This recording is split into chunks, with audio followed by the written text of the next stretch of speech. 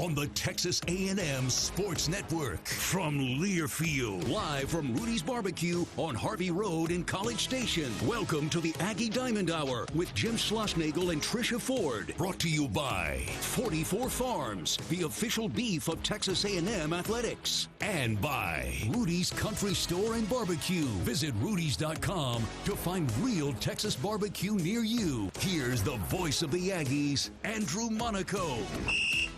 Howdy, and we welcome you to the first Aggie Diamond Hour of 2024. We're going to talk baseball, we're going to talk softball, and both teams have been perfect so far. I am with Jim Schlossnagle. Trisha Ford will join Matt Simon at the bottom of this hour.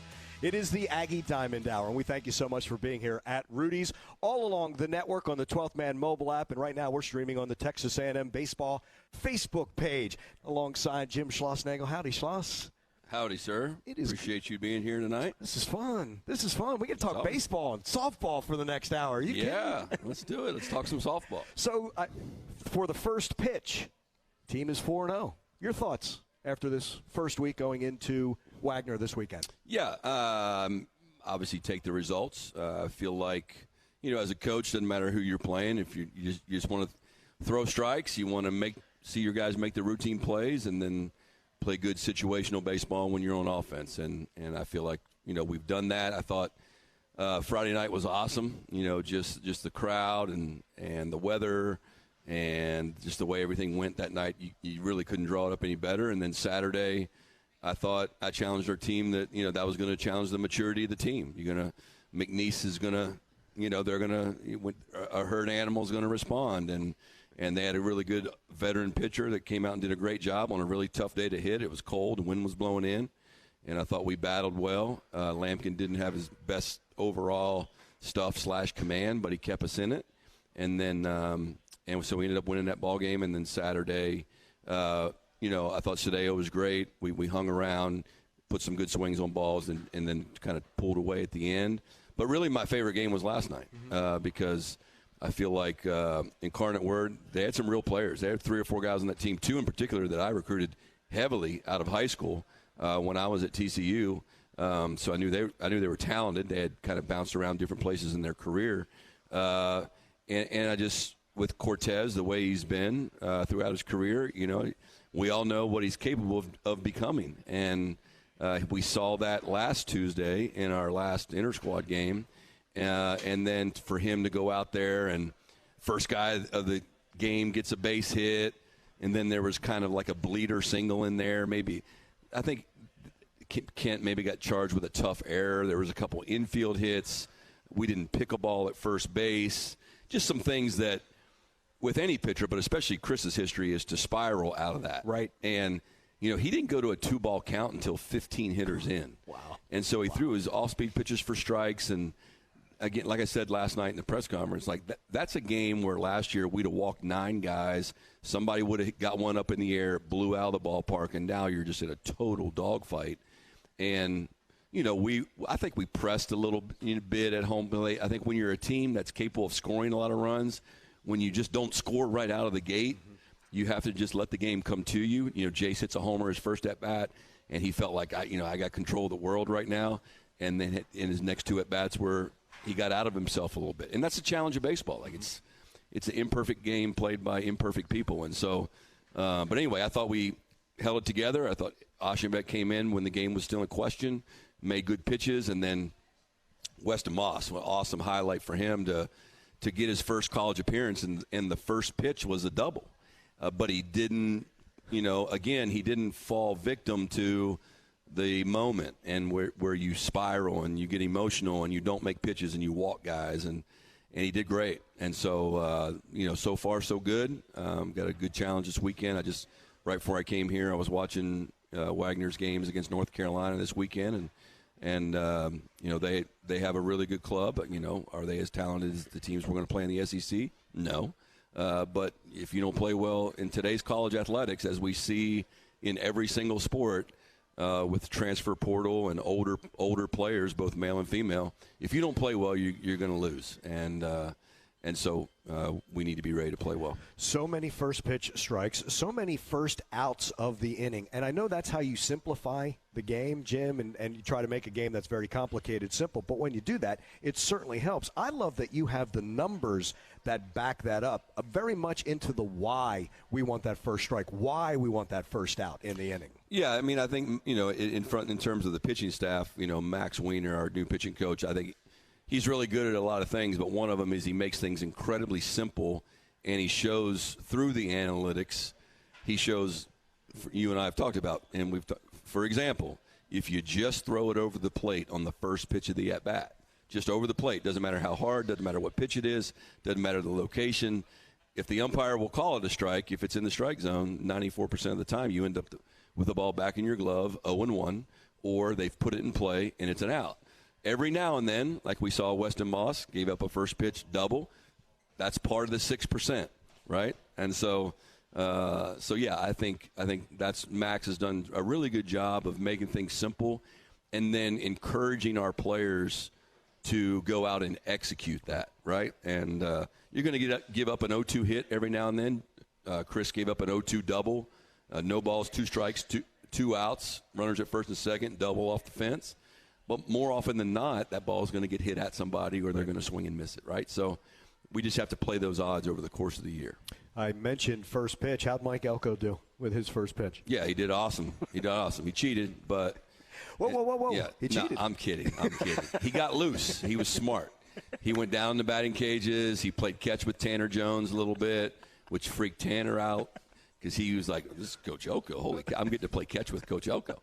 But Coach Elko's son's a really good baseball player. Yeah. Baseball's in their family background. Great guy, just totally normal dude. And yeah, that's pretty impressive. And the top of the mound, too. Not in front of the mound. I told him, I said, you got to throw from the rubber. Like, if you don't throw from the pitcher's rubber, then I'm not catching. So somebody else out there. Here's the question I'm asking everybody else. What does Mike do for you now? Like for coin flip? What does Buzz do for you? What's Short Game G do for you? You let them all throw the first pitch. There's no reciprocation here. I'm saving it up. Oh. Yeah, I'm saving it up for what could you do? Let me call one play in football? Why not?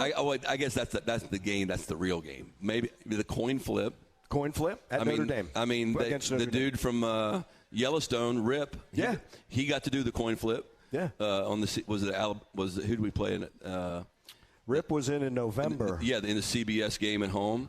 Whoever I met him on the sidelines. His kid goes to TCU, but coin flip. Of course you did. This coin flip, but I guess I can't do the jump ball in basketball. You could. I did get to shoot the T-shirt cannon. That was awesome, by the way. That was cool. That was great. You were looking like you were having a blast. If I could have tipped it up, I could have clipped you off. I put my head down at that. Somehow we got derailed 8 minutes into this one, but as he's talking about, we're doing the game in Arkansas basketball, and I have my phone out, and all of a sudden, I get a text from Schloss saying, I just texted John Sunvold. He goes, do you have any eligibility left? Maybe you could shoot for A&M. And my first thought is always this, how the heck do you know John Sunvold? But that's the way it is with you. Like, Schloss will do this, like, okay, how the heck do you know this guy? How the heck do you know that guy? I approach Sonny, and he goes, oh, yeah, our kids went to school together. Yeah, John Sunvold's daughter and my daughter are roommates. Yeah. We're at the NIT. I'm walking into the team room.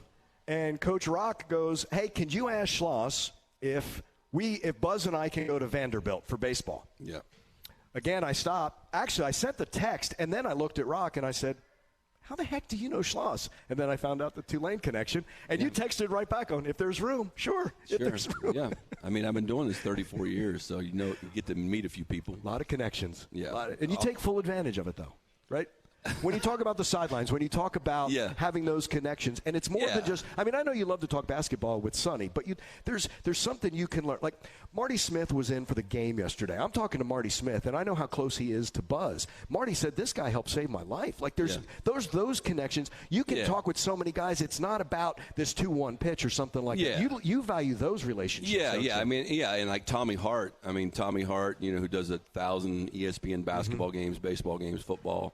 He sat in my back porch on my back porch in Fort Worth during a regional or super regional one summer. Yeah. And so, Yeah, I mean, that's the thing. I mean, one of the many things I love about A&M is going to all the other sports. Right. And you just get to see, people that, I mean, I've been in this profession for a long time. I've coached in the Carolinas. I've coached in the Deep South. I've coached on the West Coast in Vegas. And so I've had a lot of neat experiences outside of the games themselves. You get to meet some just like any other business, you get to meet people that are in the business, and you understand that they have a role too, whether it be an official or whether it be a broadcaster or obviously another coach in different sports. And so you really learn to appreciate other people's work, whether it be a John Sonvold or Dave Neal or Tommy Hart. Those guys they're great people, and they work really hard to do what they do. Did it mean something to you that a lot of former players were back for the first weekend in that series? Yeah, and those guys, it means a lot. I mean, they're just not back for the first weekend. They're here working out. Right. Trevor Werner, Will Johnston, Jack Moss was here for a while. Obviously, Austin Boast, Asa Lacy, all those guys are here until they leave for spring training. So this is home for them. It's their program. It's not my program. I didn't go to school at Texas A&M.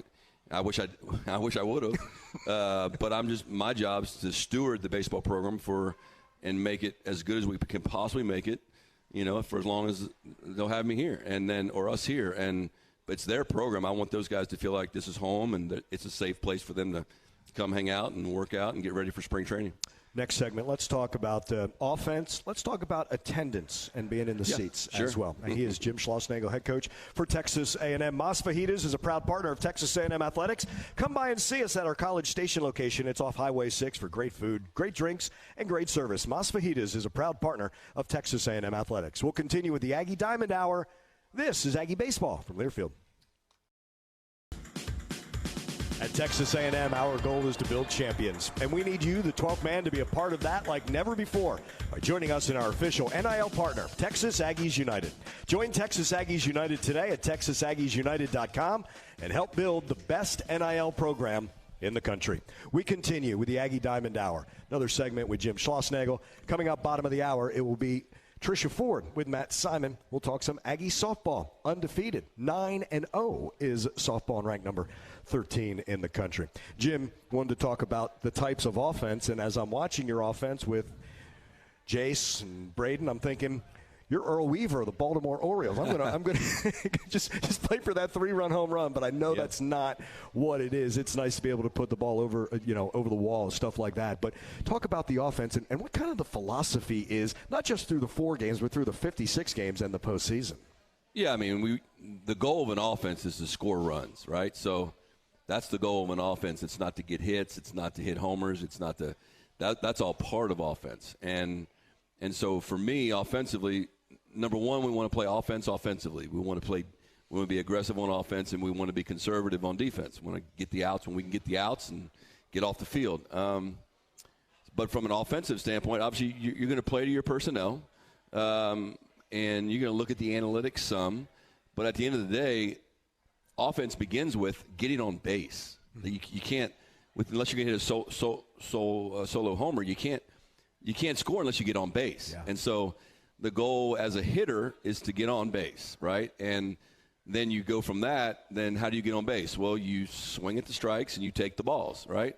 And it's not just necessarily swinging at all the strikes. You have to swing at your pitch, right? Because there may be a pitch in the strike zone that is a really good pitcher's pitch, or maybe the umpire calls a ball that's fringy a strike. Like last night, shots first at bat. The second pitch of he had a 3-pitch strikeout. The second pitch of the at bat was 2.5 balls off a plate, and then the next pitch was about the same spot, and he swung at it. Right. And I told him, I was like, don't ever do that again. The first thing I try to do as the coach with a hitter is eliminate the fear of a strikeout. Mm-hmm. Now, I'm not talking about a runner at third base and less than 2 outs.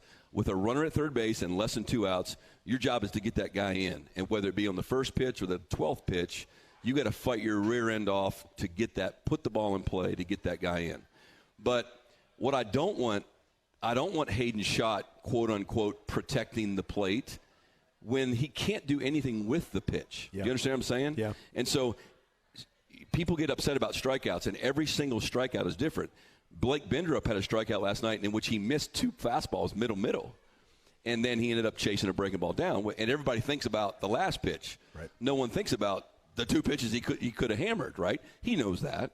And so strikeouts are, nobody likes them, but you got to understand that strikeouts happen. You get deep into counts.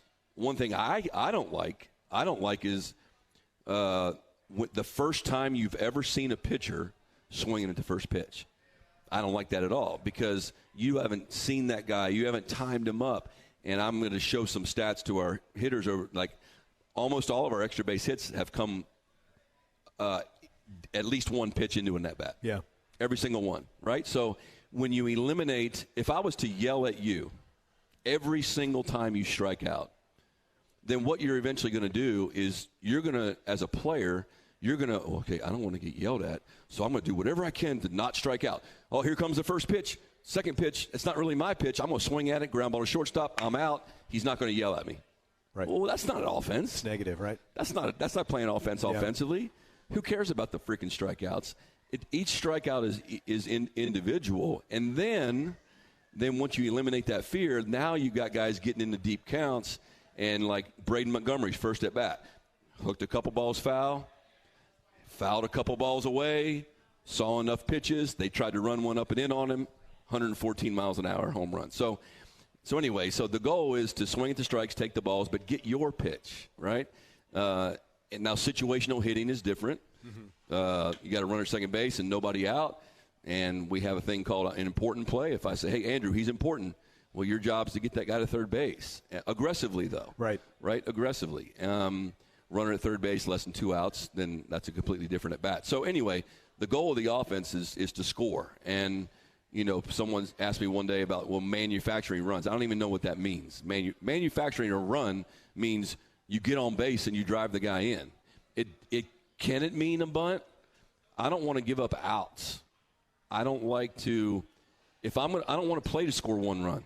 The only time I would play to score 1 run is if 1 run wins the game, right? Which would be the bottom of the 9th at home, right? And I like it when it says 4 up there, not 1, right? And so could you hit into a double play every now and then? Yeah, but if we're going to bunt to avoid double plays, that's not playing offense offensively. Right. And kids don't want to play like that. I don't want to coach play. I would rather have big, strong, physical players that when they get their pitch, they're trying to hit low liners. They're trying to keep the ball low. You should see, we don't hit that many home runs in batting practice. Jace Lavalette doesn't hit that many home runs in BP. A home run is the result of a really big, strong guy putting a good swing on somebody's bad pitch, right? Yeah. He's trying to stay on baseballs, use the whole field. You see Gavin Grahovic shooting balls to right field. You see Jet Johnston. Blake Benderup, 6'6", 230, shooting balls down the first base line. Do you understand how hard that is? I've been a pitching coach calling pitches. Yeah. You're like, holy cow. He stays on the fastball to right field. What am I going to throw him? Right. If I hang a breaking ball, he's going to hit it out the left. If I throw him a fastball, he's going to shoot a double to right center. That's what Dylan Rock used to do. So those are the real hitters. That's what we're trying to – I know I'm getting preachy, but the goal of the offense is to score. Right. And I think in my mind, at least with this particular team, that's the best. I still want to run bases. Right. Caden Kent got thrown out last night. I thought he got a good jump. The pitcher's leg time was like a 1.5. Maybe he didn't get as good a jump. Like if a pitcher has a 1.5 second leg time, that means the catcher's got to get it there in like 1.8 seconds. And so if you knew you had the 85% odds of winning in Vegas, you'd go play. You're taking them. Well, so that's an 80. We've normally been the first 2 years here. We've normally been at about 83 to 85% stolen base rate or success percentage. So, then of course the next guy gets a hit 1,000 times out of 1,000. That happens. But that's just what we're trying to play. Like I'm not going to run into outs with the right guys at the plate. But if the numbers dictate, hey, wait a second, the guy's got a 1.5 leg time. I don't care if Jace is up. We're trying to advance bases. Yeah. Now, if you saw last night. They brought in a pitcher, and as they're changing pitchers, I told Grahovic, I was like, we're going to be able to get second and third. It's first and second. We're going to be able to get second and third. this guy's not good enough to, like, you can take a pitch. You can take a strike. Let those two guys get to second and third, because I know 2 runs is cooler than 1 run. Right? And so, but he swung at it, and he hit a pop up the right field when we had those 2 bases stolen. That's the kind of baseball, that's situational awareness that a young player will eventually see and feel and have enough confidence. Yeah, I'll take that pitch because I'll let those 2 guys get in scoring position, right? So, when that's what we're looking for, that's what we're trying to do, is play that brand of baseball. And if the stolen base isn't there, then we won't take it.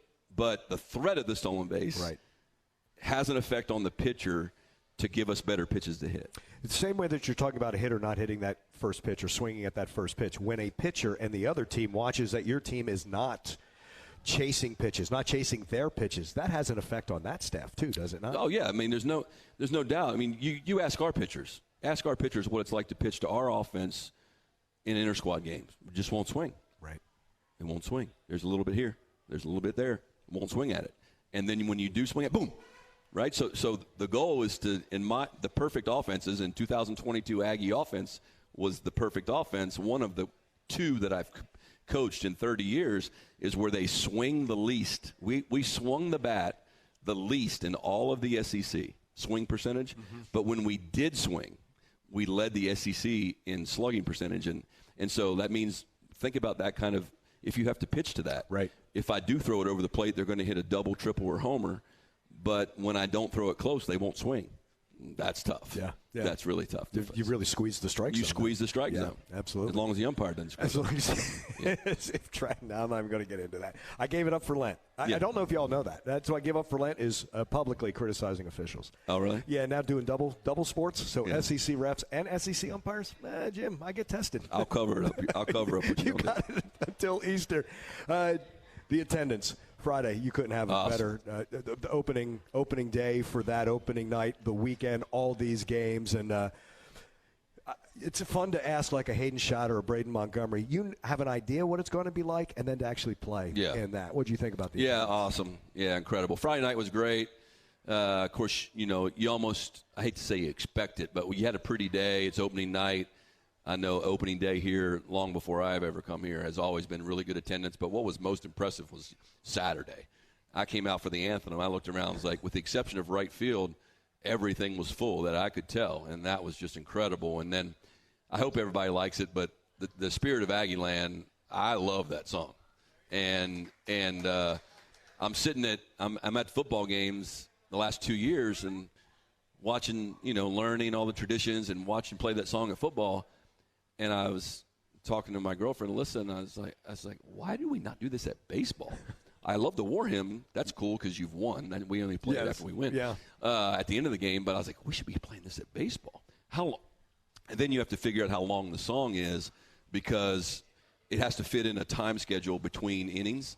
And so we got with our marketing people. Ashley Fowler's here. She's elite. She's epic, by the way. She's new. And she got in a car accident opening day and still just pushed all the way through it, playing music, doing everything. Ashley sitting right there is legit. She's awesome. But anyway, we found a spot, and that is in the 3rd or 4th inning whenever they do that. It's so awesome. You don't have to ask an Aggie to sing along. Yeah, it's so great. Well, and I told him, I don't know that we put the words up in football, and at least I don't see them unless they're on that ribbon board. But I remember going, when we do it, we got to put the words on the video board so everybody knows. Yeah. So it's awesome. Yeah. Don't you think? You guys think? It's pretty cool. I think it's great. Yeah. I think it's great. Yeah. I can't remember which regional it was after the Aggies won. And there was a fan, and they're coming down the ramps, and that's what they're singing. Yeah. It's the spirit of Aggieland on their way out of the park. Yeah. You also want you want the butts in the seats. You want the seats filled. Yeah, I mean, I know I've been vocal or whatever about it. I don't. We need to build a bigger ballpark. I mean, anywhere I go, I always run into somebody and they'll say, "Coach, we love Aggie baseball. I wish we could get a season ticket. I wish we could get a ticket to the game."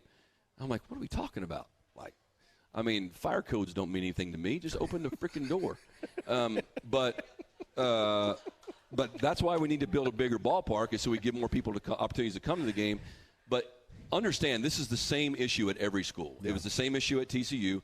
The people who give the most money, which rightfully so, whether we like it or not, if they give the most money, they get first right to tickets. all I'm saying is take your tickets. We're so thankful for your contributions you make, but if you're not going to use the seats, please just send them back. I mean, I had people send me tickets, and I have friends of my children that are Aggie students, and I'm texting them, hey, you girls want to come to the game tonight? Yeah. You bring your sorority, bring whatever, and I'm shooting tickets all. And I think if everybody did that, then we end up with an awesome crowd like we had last night. Right. 4 o'clock game on a Tuesday before basketball, and by the third inning, and we had an awesome crowd. So if we all work together, and as a university we just give people avenue to share their tickets, then it's all good. This ain't rocket science, man. No, absolutely not. Pleasure, my friend. You got it. We'll see you Friday, Saturday, right. Sunday. Wagner, 6 on Friday, 2 on Saturday, 1 on Sunday next Tuesday against Lamar. Head on over to your local Rudy's or Rudy's.com to place an order for their real Texas barbecue. Enjoy 100% oak smoked meats,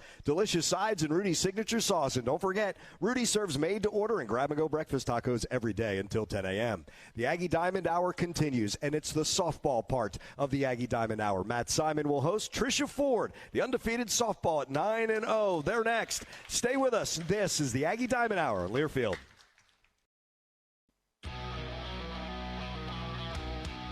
Man Aggie softball season is presented by T-Mobile. Whether your team is home or away, T-Mobile has Texas A&M covered. From coast to coast, fans are getting more coverage and incredible value as T-Mobile brings 5G to hometowns across the SEC. Switch now. Make T-Mobile your hometown network. Welcome back live to Rudy's Barbecue, 504 Harvey Road in College Station. It's the Aggie Diamond Hour. We've gone to the you want to call it the bullpen since you're the pitching coach? There we go, yeah. Matt Simon with you here. Thanks to Jim Schlossnagle, Andrew Monaco for the first half, and we're joined now by the head coach of the undefeated Aggie softball team, Trisha Ford. Congrats on the start to the season. I know it's just 2 weekends, but 9-0. That's probably what you'd want at the start of the year. That's my expectation, right? Yeah, just like everybody else in Aggie land. Just big picture for you as you've gone through and you're trying to grow this program, grow this culture. This is year 2 for you.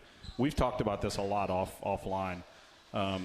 Going in with the attitude and the mentality that we expect to win every game, and we can win every game. You're not going to win every game, but like going in with that attitude, have you been pleased with what you've seen out of that over the last 2 weeks?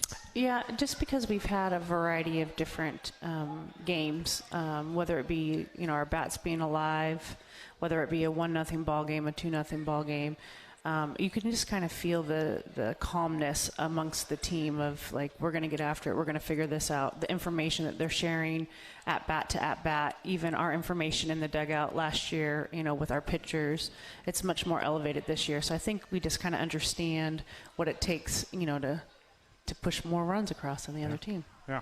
Well, that's all you need, right? That's all you need. As you tell Coach Harger, score me. Score 7. That's all I'm asking. That's not a lot. That's not a lot. Yeah. Quick snapshot for fans. The Aggies undefeated, as I said, 9-0 on the year. They have shot up all the national polls. 13th in the country in Softball America, 16th D1 Softball, 17th ESPN, and then 18th at the NFCA coaches. The Aggies are back home starting tomorrow. They have a 6-team tournament that begins tomorrow, runs through Sunday. Just quickly, I'll run through the games for you. Tomorrow at 5:15, Southeastern Louisiana, the opponent. That's the first game of the weekend. Don't let the name fool you. This is a program that won 47 games last year, so that's going to be a tough opening game. 2 games on Friday, 4:30 against St. Thomas, 7 o'clock North Dakota State. They have been close to super regionals before. Saturday, 4:30 against the Kansas Jayhawks out of the Big 12, and then North Dakota State again at 7, and then we'll wrap it up on Sunday at 2 o'clock against UTSA. So the Aggies back home in front of the 12th man. Obviously, it was a great trip to San Diego last week, but I know there's nothing like playing at Davis Diamond in front of the fans. No, and I'm thinking last year everywhere we went it rained, and so this year it's been good weather. So I'm hoping that we're bringing that weather. Yeah, there we go. Yeah. Everywhere we go this year. But, yeah, I'm excited. I love Davis Diamond. I love our fans. It's just, it's just the more I'm here, the more I feel the excitement in the ballpark. So it was pretty rowdy our opening weekend. So I enjoyed that. Yeah. It was fun. And our fans know this. They are the 12th man and what they do.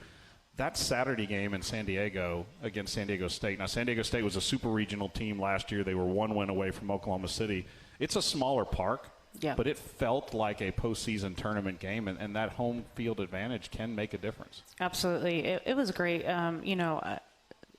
People don't maybe know this, but this last weekend, who we played, those were 5 very, very tough games. San Diego State was one win away from the World Series last year. They returned everybody, added some really good offensive pieces as well. Oregon, also a super regional team. And LMU, if you look at the kid that faced us, her last name is Perez. She has beaten any one of their big wins has been her on the hump. And so we were able to kind of get to her early and get her out of the game, which was huge. The last time when we played against LMU, it didn't turn out so well. So No. Yeah. But then you got the Aggies the next day. The Aggies beat them, just not the Devils, But then the Devils got the Aggies, so it worked out there just you go. fine. Yeah, for sure. I'm going to have you start talking about offense, because I know we'll talk a lot more pitching when Emily comes up. But you in talking offline before the season started, you thought that you had the chance to have a pretty potent offense, and really an offense that can cause a problem from top to bottom. Again, 9 games through, quickly running through some of the stats. The Aggies are 5th in the conference. They're hitting .330. They're 2nd in the league in home runs, 2nd in stolen bases, and they've also struck out the 2nd fewest times. This is an offense that you've seen sort of grow and develop over the fall and in through the spring. Is it kind of you seeing what you thought might manifest so far through the young season out of that group and the problems that can cause another team? Yeah, so far. And what's kind of crazy is Coco and Julia they're good, but they haven't really found their rhythm yet. And I would tell you that last year, if those two didn't get on, we weren't really putting up crooked numbers. And so I feel like this year we have so much more support. We've added more speed. We've added a lot more juice top to bottom. Allie Enright, I don't know if we can even talk about how great that kid's been this year so far. And so I think, when you have a 7-8 hole kid hitting 600, I think, yeah. I mean, I think things are going pretty well. Yeah. And as you talk about the growth and the maturity of the offense, I was talking to somebody yesterday about it. I look at the first day in San Diego. I know our fans weren't there, but if they were listening, your top 3 in your lineup. So that's Coco, Kennedy Powell, Julia Cottrell, combined 0 for 12. Mm-hmm. If I had told you at the start of the game against Oregon that they would go for 12, you'd say, well, that's not. We're not winning. No, you win. Yes. Thanks to the middle and the bottom of the lineup. The rest of the weekend, those 3, completely different players. For them to not carry it through the weekend, does that speak to sort of the growth and maybe the belief in their teammates as well? Yeah, and I think the maturity, honestly, and those are some conversations we've been having quite a bit across the board with our lineup is there is no, Trin last year I felt like pressed at points during the year, and just they know, they have the belief now that no matter what kind of happens, even if they don't succeed, they can give information for the next player to succeed and pass it down the lineup. We legitimately, from top to bottom, can make that score change very quickly. And then it's not just the starting 9, it's the rest of your bench offensively. We can go up and Ayanna Coleman comes in that game. Quickly off the bench cold, 0-2 count, quick. Yep. And then base hit, 2 runs, come home. AC keeps making me look good, yeah. It works. Well, I told her that she needs to leave her phone at home again. Yes. And then it'll kind of help her even get more runs driven in. Yes. She left her phone on the bus on the way out to San Diego, so sorry, AC. And then on Sunday, Allie Enright delivers the big hit to give you the lead in an eventual 2-0 win. She doesn't get an at-bat if Kramer Eshte doesn't come off the bench cold and single up the middle off of a very good pitcher. So it really is, everyone is ready to pass that bat back, and if they know that that's their role on the team, they're accepting it and running with it. Absolutely, and we've talked about it. We have a really solid bench or support players, or our starters have stayed pretty stable, but we have a lot of people coming in and out of the lineup, and we just have the ability to play the matchup game. So, hey, this pitcher doesn't do well against left-handed batters or doesn't do well against right-handed batters, or, this player has a little bit more of a flatter swing, so she's going to match up better with this pitcher. So we have the ability to do that this year, and our team has bought in to that, and it's not selfish. I would say our pitching staff the same way. Hey, this is who's a really good matchup here. Right now, Kennedy is a good matchup for everybody.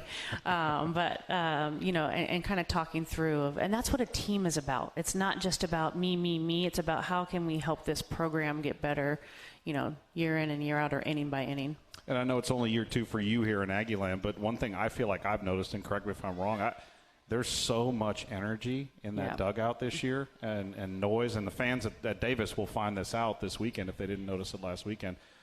This team is ready to go to war for each other, aren't they? Yeah, that's Jazz Hill right there. Yes, so But yeah, they're enjoying each other. They're enjoying, the feeling. The greatest part about being a team is that feeling of everybody working together towards one goal. And when you kind of get that feeling, that's I call it the secret sauce. But I think they're starting to understand how important and how much fun that is. I talk about this. I hate the word fun. Like, I just want to have fun. I just want to have fun in life. Like, what is that? I want to be successful. I want to win, and I always say, like, winning is fun. And so they're starting to understand, kind of that concept of, like, we can have fun, but we can be very intense and, get after it. Well, and perfect example might be that Sunday game against Oregon, because in years past, and maybe even last year, oh, wow, we won 4. We beat Oregon already. We beat San Diego State twice. Cool weekend. Yep. No, there's another game. Absolutely. And you get to now go home 5-0 instead of 4-0.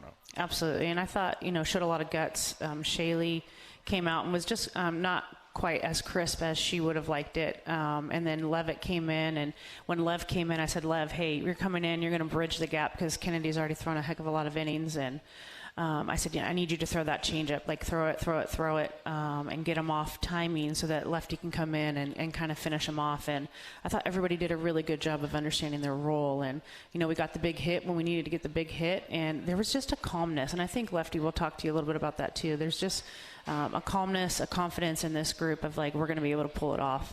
Yeah, and first road trip of the year is the first time you really kind of get to be around everybody. You got some characters on this team, yes. Trisha. Yeah.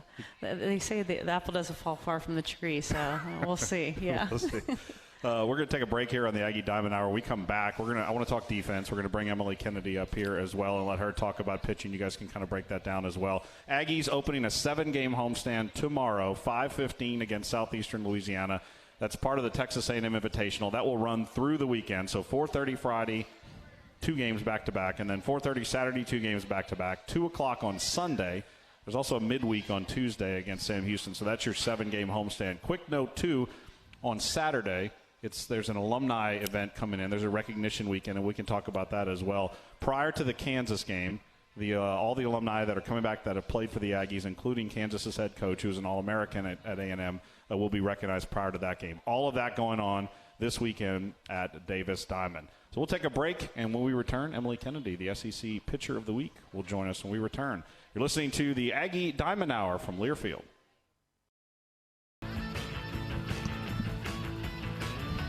Hey, 12th man, there's really no better way to describe the uniqueness of Walk-On Sports Bistro. We start every dish from scratch, use fresh ingredients to bring our mouth-watering Cajun cuisine to life. And whether you're here for dinner with the family, date night, cocktails with the girls, or watch a game on the big screen, we're always happy to share our Louisiana culture with you. Walk-Ons, proud partner of Texas A&M Athletics. Welcome back. It's the Aggie Diamond Hour, the first edition of the season. We'll have 5 of these throughout the course of the spring. Aggie baseball earlier, Jim Schlossnagle, Andrew Monaco, and now Aggie softball, and Trisha Ford with us, and we are now joined by the SEC Pitcher of the Week, Emily Kennedy. That's kind of cool.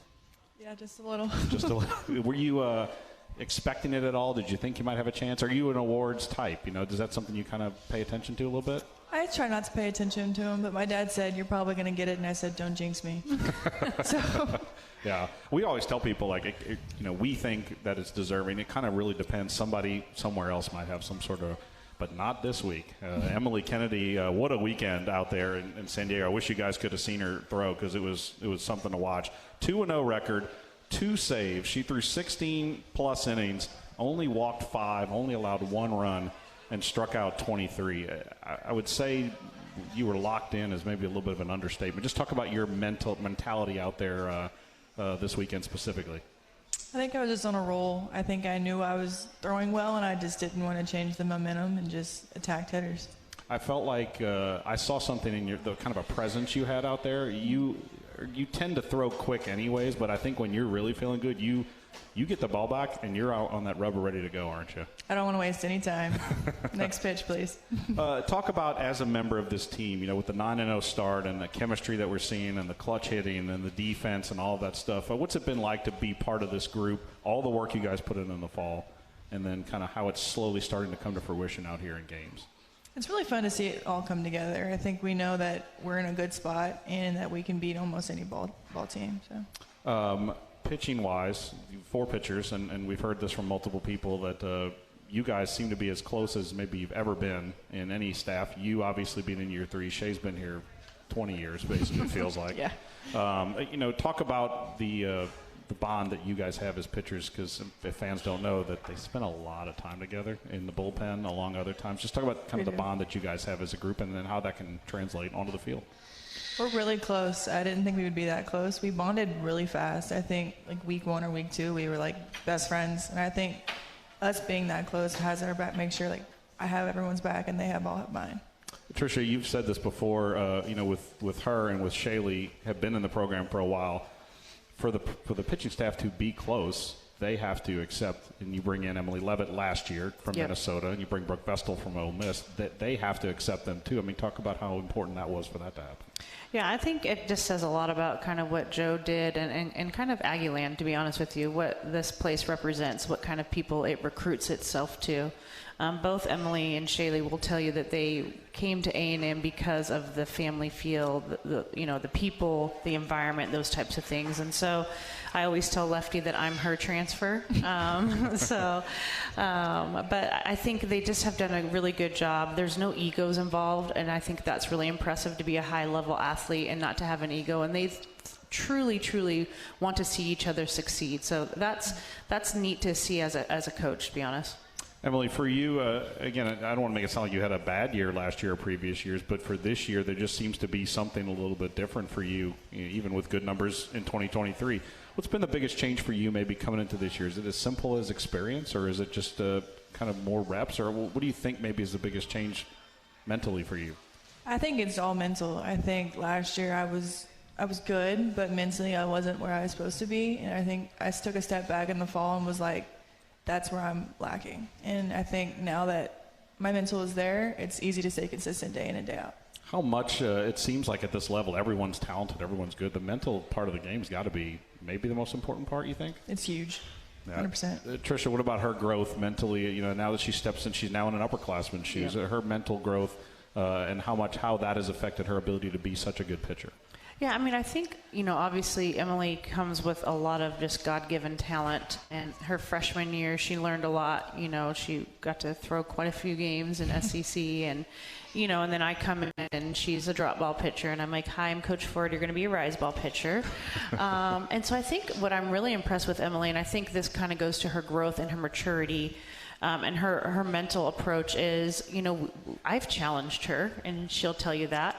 And she's done a much better job of shortening the freak out moment and then kind of going to work. She's a worker. If I told her to go throw for 3 hours, she would go throw for 3 hours. And so I think what she's really starting to learn is how to hit spots, how to spread the plate, where she's most effective, how she can utilize her pitches. I think she's growing mentally, but I think she's also growing mentally in that she's becoming a pitcher and not a thrower. We do a little mental, it's called S2 cognition assessment. And the one thing that came from that is that Lefty is really, really good at being able to understand hitters and how she wants to throw them. And so her and I, it's important that we have really good dialogue and in between innings and, in bullpens. So I kind of get on her page of kind of what she's feeling. Because when you have a lefty throwing 70 and she has conviction to her pitch, lots of good things happen. One last one for you, Emily, before I let you go. This offense and what they've been able to do this year, who, you've seen them all a million times in practice. Who do you least like to face on this lineup? Julia Cottrell. I don't want to face her again, to be honest. She hits everything, I think. Yeah, and it goes far most of the time. Yes, or it's really hard right back at you. You never know. No, yeah, it's got up in the air. Have you tried to talk her into letting you swing a bat again? No. It's not going to happen? Not going to happen. No, we could work on her a little bit. Maybe, one day. We have some things in the... We'll see. Yeah, there we go. Might get a guest appearance this year, so you never know. I like it. Hey, congratulations on the award, and good luck the rest of the way, and we'll see you this weekend at Davis Diamond. Thank you. All right, that's Emily Kennedy, your reigning SEC Pitcher of the Week for Texas A&M softball. We'll take a break, come back, and wrap it up. This is the Aggie Diamond Hour from Learfield.